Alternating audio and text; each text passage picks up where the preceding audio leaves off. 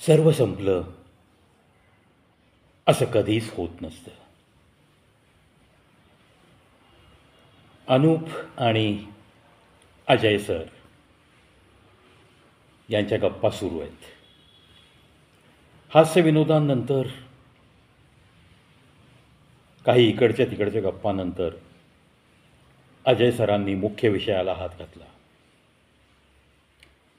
अनूप, आता आज तू मला मानतोस ना? अनूप बोलला, हो. आता तुझ्या मनामध्ये कोणतंही मळव राहिलं नाही पाहिजे. मनाच्या कोपऱ्यामध्ये कोणतंही दुःख गोंजारत बसायचं नाही आहेस. मला सगळं आज सांगायचं. तुझा आयुष्याबद्दलचा नक्की दृष्टिकोन काय आहे, तुला नक्की काय काय करायचं आहे, सगळ्या बाबतीत आज तू तुझ्या या अजय सरांपुढे, तुझ्या आप्पांकडं मोकळं होणार आहेस. असं ऐकल्यानंतर अनूपला सुद्धा गहिवरून आलं. कारण आईबाबांच्या जाण्यानंतर त्याला इतक्या प्रेमाने असं बोलणारं कोणीही भेटलं नव्हतं. त्यामुळंच त्यांनी बोलायला सुरुवात केली. आप्पा, तुमच्यापासून मी लपवलं गेले 2-3 दिवस. आईबाबांच्या दुःखानंतर मी एक खूप मोठं दुःख भोगलं आहे. वास्तविक पाहता आईबाबांचं दुःख कसं तरी मी पचवलं होतं, पण नंतरच्या दुःखाने मी पुरता कोसळून गेलो. जीवनातनं उठणं काय असतं, जीवनात नैराश्य, पराकोटीचं नैराश्य म्हणजे काय, हे मला या दुःखानंतर कळलं आहे आप्पा. आणि तेच आज मी तुम्हाला सांगणार आहे. आप्पा, अगदी मी तुम्हाला कॉलेजच्या जीवनात घेऊन जातो. माझ्या 11वी तुमचा शो बघितला ना आम्ही, त्यावेळेस ती पण हजर होती. अजय मध्येच बोलला, ती म्हणजे? आप्पा, तीच वीणा कारखानीस, मुंबईमधली माझी शाळेपासूनची मैत्रीण. नंतर 11वी-12वी पण एकत्र. 12वी नंतर दोघंही आम्ही इंजिनिअरिंग कॉलेजला, एकाच कॉलेजमध्ये. तसं पाहिलं तर दोघंही डिग्री घेऊन बाहेर पडलो. पण मी पुढं प्रयत्नवादी राहिलो. ती BE-वरती समाधानी राहिली. मुंबईमध्ये तिने एक छोटासा जॉब बघितला. अर्थात जेमतेम परिस्थिती. वीणाच्या घरची एवढी काही श्रीमंती नव्हती. आई हाऊसवाईफ होती, वडील नोकरदार होते, एका प्रायव्हेट कंपनीत नोकरीला. त्यामुळं परिस्थिती बेताची असल्यामुळं ती पुढे शिकू शकली नाही. मी मात्र नंतर BTech केलं आणि ऑस्ट्रेलियाला गेलो. स्थिर स्थावर झाल्यानंतर आपण दोघं लग्न करणार हेही निश्चित होतं. तसं पाहिलं तर मी BTech झाल्यावर तिने घरी सांगितलं होतं की माझा एक मित्र आहे. घरात तसं पाहिलं तर मोकळं वातावरण, आणि एकुलती एक मुलगी असल्याकारणाने जो निर्णय घेशील तो योग्यच घेशील ही खात्री आहे. त्यातून तिने सर्व बाबतीत माझी माहिती दिली होती घरी. ऑस्ट्रेलियामध्ये कन्फर्म झाल्यानंतर मी नक्की तुझ्याशी लग्न करीन आणि तुला तिकडे घेऊन जाईन. आणि मग तिकडं काय लागतं तो कोर्स मी तिला करायला लावला होता. त्या कोर्सनंतर तिला ज्या कंपनीत ती काम करत होती तिथंही चांगल्या पदावरती पदोन्नती मिळणार होती. आणि त्यासाठीच कंपनीच्या हेड ऑफिसकडं एक काम घेऊन ती चालली होती, लंडनला. आणि आप्पा, म्हणतात ना, काही निर्णय आपण योग्य वेळेस घेऊन त्या निर्णयाची अंमलबजावणी लवकरात लवकर करणं फार गरजेचं असतं, तेच मला समजलं नाही. किंवा माझ्या आईबाबांना ज्या पद्धतीने तिने सांगितलं त्या पद्धतीने मला सांगण्याचा मौकाच मिळाला नाही. कारण मी पण माझ्या आईबाबांचं एकुलता एक होतो. लग्न तसं पाहिलं तर समाजाच्या बाहेरचं होतं. मुंबईतली मुलगी होती. त्यातून आईबाबांपासून मी कॉलेजपर्यंत सगळं लपवून ठेवलं होतं. सांगण्याचं धारिष्ट्यच झालं नाही. कारण तसं पाहिलं तर बाबा जेवढे प्रेमळ तितकेच कडक पण होते. आणि अचानक अपघातात आईबाबा गेल्यावर माझं दुःख बघून वीणा पण काही बोलली नाही. 1 वर्ष तर असंच निघून गेलं. आणि त्यानंतर जे घडायला नको तेच घडलं आप्पा. जे घडायला नको तेच माझ्या आयुष्यात घडलं. लंडनला जाताना तिच्या विमानाला अपघात झाला आणि त्या विमानातले जवळपास 45 प्रवासी जागच्या जागी संपले. विमान क्रॅश झालं. जे काही थोडेफार वाचले 20-22, त्यापैकी 5-10 लोक तर मेलो असतो तर बरं झालं असतं अशा अवस्थेत आहे. बाकीचे बरे झाले. पण मी कमनशिबी ठरलो. मनापासून मला जीव लावणारी वीणा, मनापासून माझ्यासोबतची स्वप्न बघत जगलेली वीणा, आज ती अकाली निघून गेली होती. सगळ्या स्वप्नांचा चक्का चुराडा झाला होता तिच्या आणि माझ्या. आई बाबा गेल्यानंतर हा जो आघात झाला माझ्यावर, त्याच्यातनं मी पूर्णपणे कोसळलो. आई बाबा गेल्यामुळं मला इकडे यावं लागलं. हॉटेलची सुद्धा तशी पाहिली तर वाट लागली असती. कुठली तरी एक बाजू भक्कम व्हावी म्हणून मी तिकडचं सगळं सोडून इकडे आलो आप्पा. मन रमत नव्हतं. वीणाची आठवण बेचैन करून जात होती. काही केल्या ती माझ्या मनातनं जाणं शक्य नाही आप्पा. आणि तेव्हाच मी ठरवलं, तिच्या आईबाबांना जाऊन सांगितलं की काहीही लागलं तर मला फोन करा. त्यांना थोडीफार माझी माहिती दिलेलीच होती तिने. त्यांनीसुद्धा डोळ्यात पाणी आणलं, मिठी मारली. असाच नको राहूस रे. वीणाच्या आठवणीत स्वतःचं आयुष्य नको बर्बाद करून घेऊस. ती काही परत येणार नाही आता. तुझं आयुष्य स्थिरस्थावर होऊ दे. एखादी चांगली मुलगी बघून तू लग्न करून टाक. सेटल हो. आईबाबांचा तू पण एकुलता एक आहेस. छानपैकी विवाहबद्ध हो. आशीर्वाद द्यायला आम्ही नक्की येऊ. आम्हाला कळव. पण आप्पा, नाही जात हो ती वीणाची छवी माझ्या मनातनं नाही जात. आणि ती गेली म्हणून काय झालं, ती माझ्या मनात सदैव आहे. त्यामुळं तिच्यावर मी अन्याय नाही करू शकत. आणि म्हणून मी तेव्हाच तिच्या आईबाबांना शब्द दिला की नाही, मी नाहीच करणार लग्न, असा शब्द देऊन मी निघून आलो. तुमच्या पडत्या काळात नक्की हा अनूप हजर राहील. कधीही हाक मारा. वीणाने जे तुमच्यासाठी केलं असतं ते सगळं मी तुमच्यासाठी करायला तयार आहे. पण मला लग्नाचा आग्रह करू नका, असं त्यांना सांगून मनावरती मोठा दगड ठेवून त्या घरातनं मी बाहेर पडलो. त्यांना इकडं नाही आणू शकत ना. प्रत्येकाला आपलं घर प्यारं असतं, आपला एरिया प्यारा असतो. प्रेम खूप आहे त्यांचंही आता माझ्यावर. त्यांनाही माझा स्वभाव आवडला. माझंही मन झुरतं आहे की ते कसे जगत असतील. त्यांना कित्येक वेळाला आधाराची गरज वाटत असेल. आणि आज एकुलती एक वीणा होती. म्हटलं तर मुंबईमध्ये त्यांचे नातेवाईक आहेत. पण म्हणतात ना, दुःखाचा भार स्वतःलाच वाहावा लागतो. कोणी तसं पाहिलं तर प्रॅक्टिकली कोणीही वाटून घेऊ शकत नसतं. लोक येतील जातील, तेवढ्यापुरता मॉरल सपोर्ट करतील, पण कायमचं सपोर्ट कोणीही देत नसतं. ज्याचं त्याचं दुःख त्यालाच भोगावं लागतं. त्याच पद्धतीने आज वीणाचे आईबाबा राहत आहेत मुंबईमध्ये. आप्पा, मी काय करू, मला काही सुचत नाही आहे. आणि मी वीणाशी प्रतारणा करू शकत नाही. मी वीणावर अन्याय करू शकत नाही आप्पा. मी जे ठरवलं त्याच पद्धतीने मला जगायचं आहे. आणि राहिलं तुम्ही जे मला विचारताय की तुला नक्की काय करायचं आहे.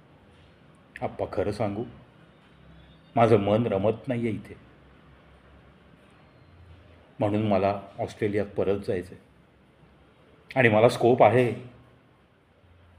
ज्या कंपनीत मी काम करत होतो त्या कंपनीने मला केव्हाही या, तुमच्यासाठी दारं उघडी आहेत असं शब्द दिलेला आहे आप्पा. पण इथलं स्थिर स्थावर झाल्याशिवाय, इथं कुठला तरी विश्वास मला मिळाल्याशिवाय मी इथून सोडून जाऊ शकत नाही. हे शल्य घेऊन जगतोय आप्पा. दुःख, चेहऱ्यावरचं दुःख आणि मनात कोंडलेलं हे दुःख आणि मनात चालू असलेली घालमेल, जे माझं जगणं नाही आहे ते जगताना मला काही फार मोठा आतून आनंद होतो आहे असं नाही आहे आप्पा. म्हणूनच तुम्ही आल्यानंतर मला धीर वाटला. मला एक आशेचा किरण दिसतोय की तुम्ही इकडचं सगळं जर बघाल तर मला नक्की ऑस्ट्रेलियात जायला येईल. राहता राहिलं पुढच्या गोष्टी हळूहळू. त्या वीणाच्या दुःखातनं मी कसा बाहेर येतो हे मलाच अजून कळत नाही आहे. अजय तत्परतेने बोलला, अनूप, तुझं दुःख मी समजू शकतो अनूप. 11वीपासूनचं तुझं वीणावरचं प्रेम आणि तुम्ही घेतलेला निर्णय, परंतु तुमच्या स्वप्नाचा झालेला हा चक्काचुरडा एका अपघाताने तुझ्या आईबाबांना नेलं आणि दुसऱ्या अपघाताने तुझं आयुष्य नेलं. तुझं दुःख, तुझ्या मनातला जो काही हा दुःखाचा डोंगर आहे तो मला समजतोय रे. पण अनूप दुःख म्हणून आपण त्याला जेव्हा चिटकून बसतो ना, तेव्हा ते दुःख खूप मोठं वाटतं रे अनूप. तुझ्या या अजय सरांनी खूप मोठमोठी दुःख पचवली आहेत. असो, आज तुला माझी दुःख सांगून मला दुःखी नाही करायचं. पण तुला एकच शब्द देतो, तुझ्या या अफाट दुःखामध्ये या अजय सरांनी तुझा हात धरला आहे, या आप्पांनी तुझा हात धरला आहे, तो विश्वासाने धरला आहे. तू कोणत्याही प्रकारची चिंता करू नकोस. You will live your passion henceforth. तुला तुझं पॅशन उद्यापासून जगायला मिळेल. तू उद्यापासूनच तयारीला लाग. जे काही लागतात डॉक्युमेंटेशन, ज्या काही परमिशन्स, पासपोर्ट तुझा तयार असेल, व्हिसाला ॲप्लिकेशन कर आणि लवकरात लवकर त्या कंपनीशी संपर्क कर. हाच तुला मी मरेपर्यंतचा शब्द देतो. हा आप्पा, तुझा इकडचा जो काही ॲसेट आहे हॉटेल तिरुपती, त्याच्यामध्ये तन मन धन सगळं तिथे झोकून देऊन काम करेल. आणि जणू काही तू आणि तुझ्या बाबांनी जसं हे हॉटेल नावारूपाला आलं आहे, त्याचं नाव टिकवण्याचा प्रयत्न केला असता, त्याच पद्धतीने तुझा हा आप्पा पण प्रयत्न करेल. हा शब्द तुला देतो. हे बोलल्याबरोबर अनूपनी अजय सरांना मिठी मारली आणि ओक्साबोक्षी रडू लागला तो. आईबाबांचं दुःख, वीणाचं दुःख आणि त्यानंतर मला मिळालेला हा तुमचा आधार. आप्पा, शब्दात नाही हो व्यक्त करतायत मला तुमचं ऋण. आप्पा, तुम्ही खूप मोठं काम केलेत माझं. खूप मोठा शब्द दिलात तुम्ही मला. मी आईबाबांचं स्वप्न पण पूर्ण करीन. तुमच्या योगे तुम्ही पाहाल हॉटेलकडं. हॉटेलचं नाव टिकून राहील. हॉटेल नावारूपाला येईल.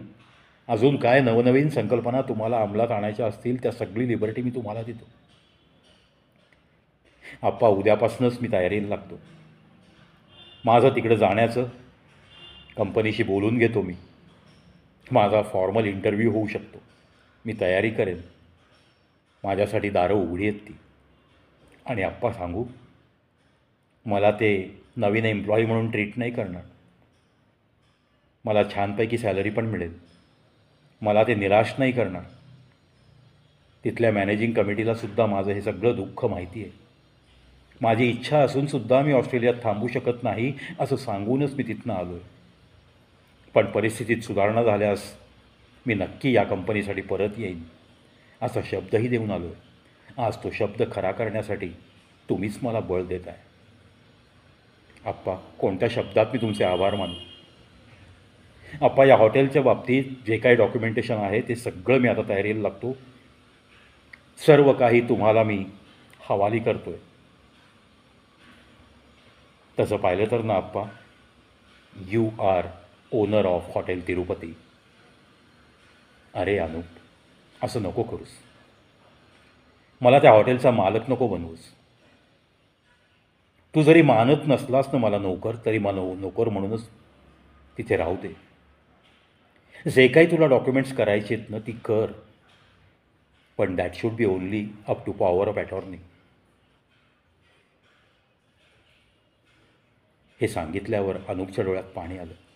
आप्पा, कोणत्या रक्तामासाचे आहेत तुम्ही? कोणत्या जमान्यातले आहात आप्पा तुम्ही? जग कुठे चाललं आहे आणि तुमचा स्वभाव किती हा? एखादा माणूस हुरळून गेला असता, एखादा माणूस हो म्हणाला असता.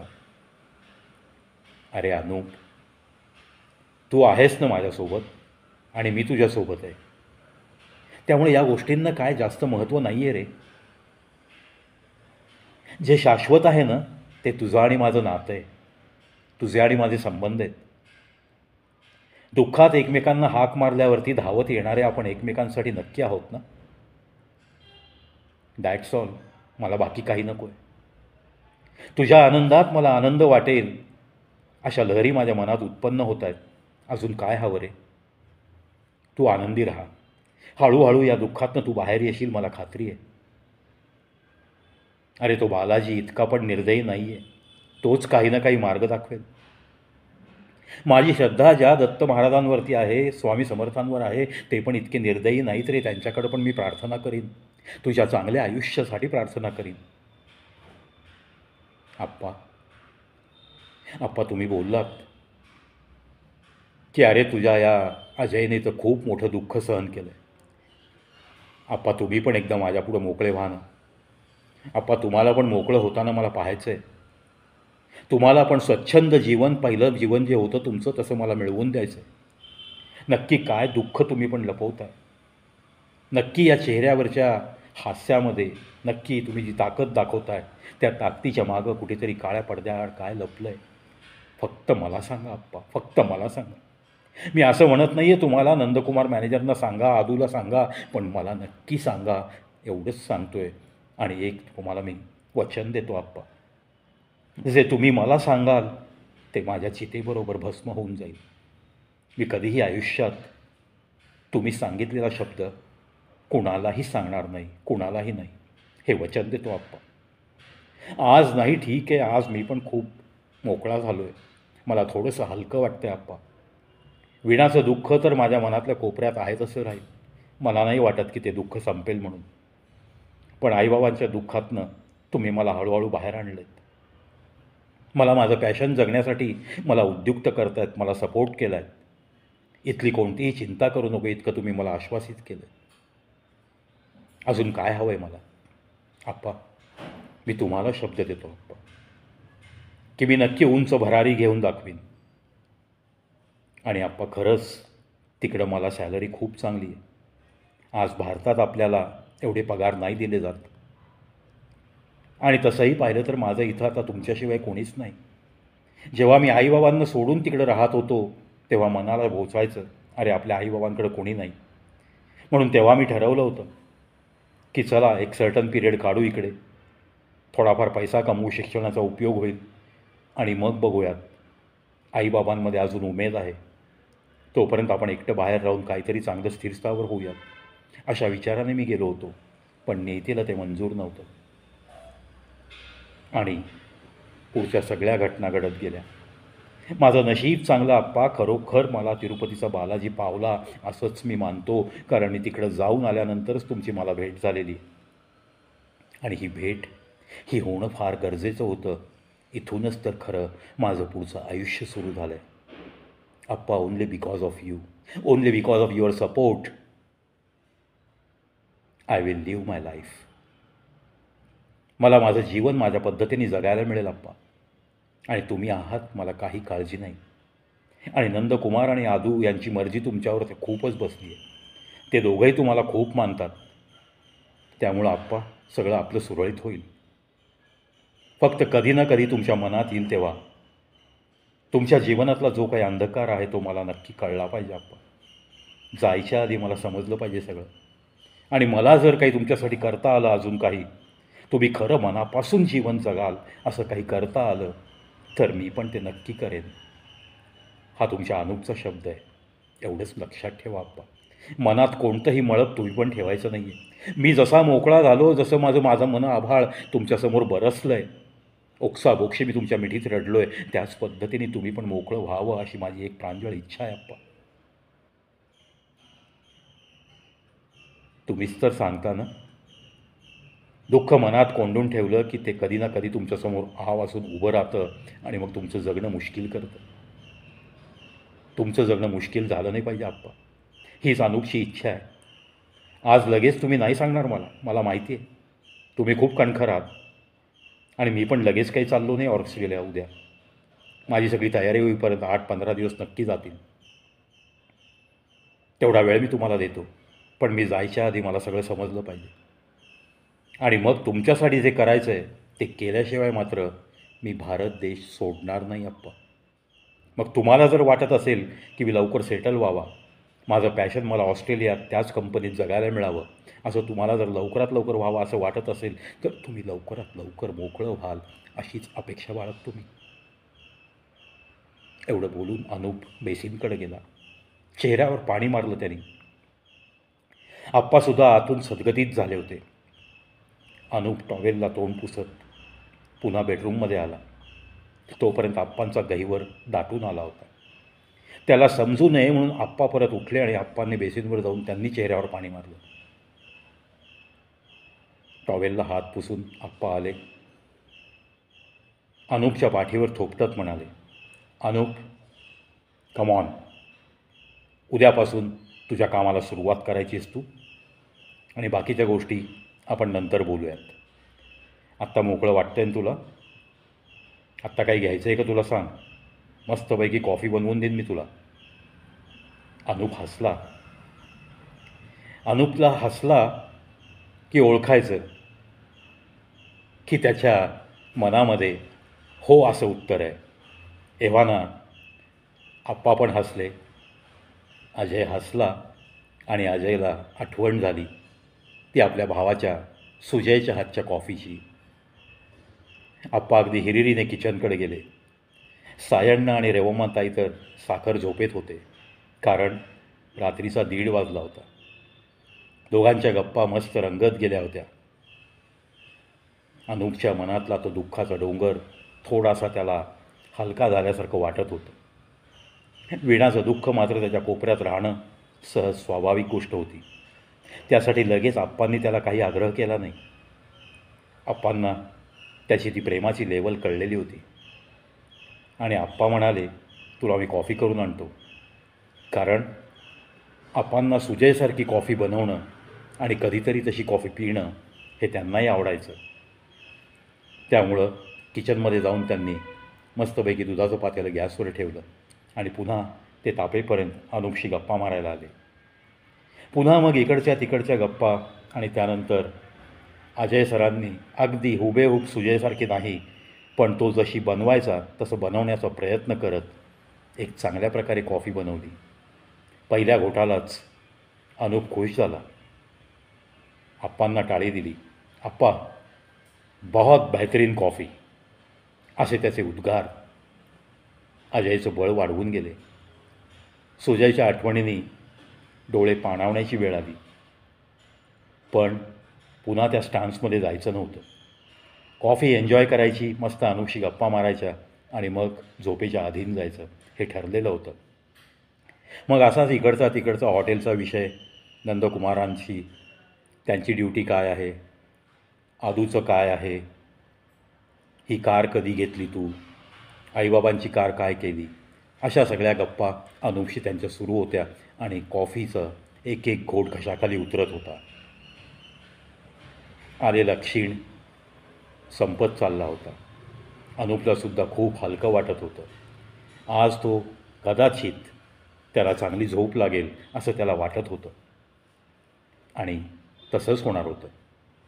अजयलासुद्धा आज अनूप मोकळा झालेला बघून खूप छान वाटलं.